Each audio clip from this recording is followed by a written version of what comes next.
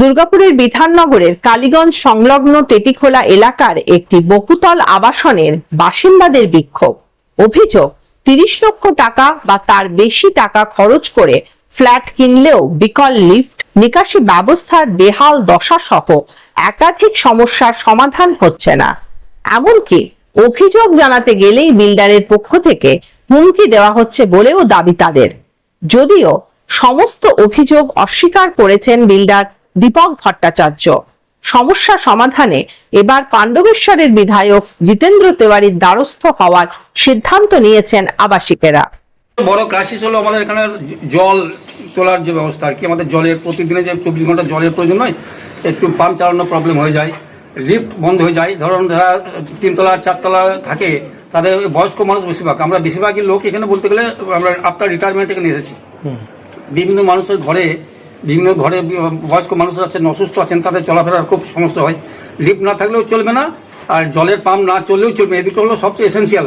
এছাড়া কমন এলাকার আলো থাকে না, আর অ্যাটলিস্ট একটা 24 ঘন্টা পাওয়ার ব্যাকআপ থাকলে যে কোনো কারণে পাওয়ার যখন চলে যায় এখান থেকে, তখন আপনার ইমার্জেন্সি লাইটগুলো অন্তত জ্বলতে পারে, তার ব্যবস্থাও নেই।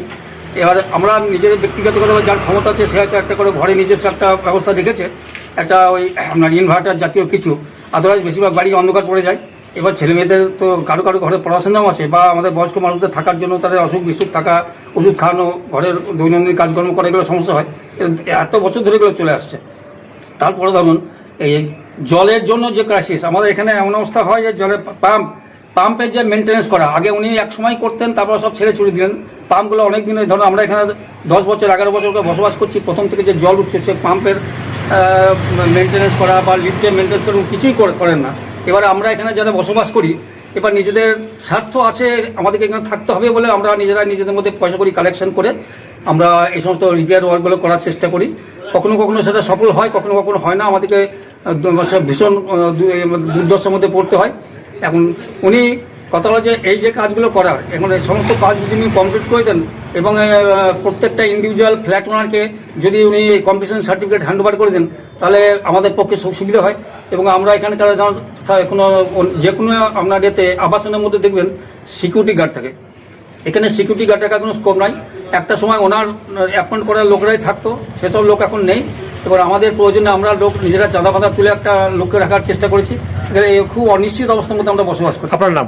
আমার নাম চিন্ময় ঘোষ। সেই কমিটমেন্ট যদি না রাখি, কমিটমেন্ট না রাখলে আমার জন্য তো কোর্ট আছে, কোর্ট তো আমার বিচার করবে, করতেই পারি, কিন্তু তার জন্য তো কোর্ট আছে। কোর্ট আমাকে ডাইরেকশন দেবে যে হ্যাঁ তুমি ভুল করেছো, তুমি কমপ্লাই করোনি, ঠিক আছে না? ব্যবসায় লস করছি, আমার সম্পত্তি খরচ করে রেখে দিয়েছে, আর আপনাকে যদি মিথ্যা অভিযোগ করে কিছু করে তো করতেই পারে।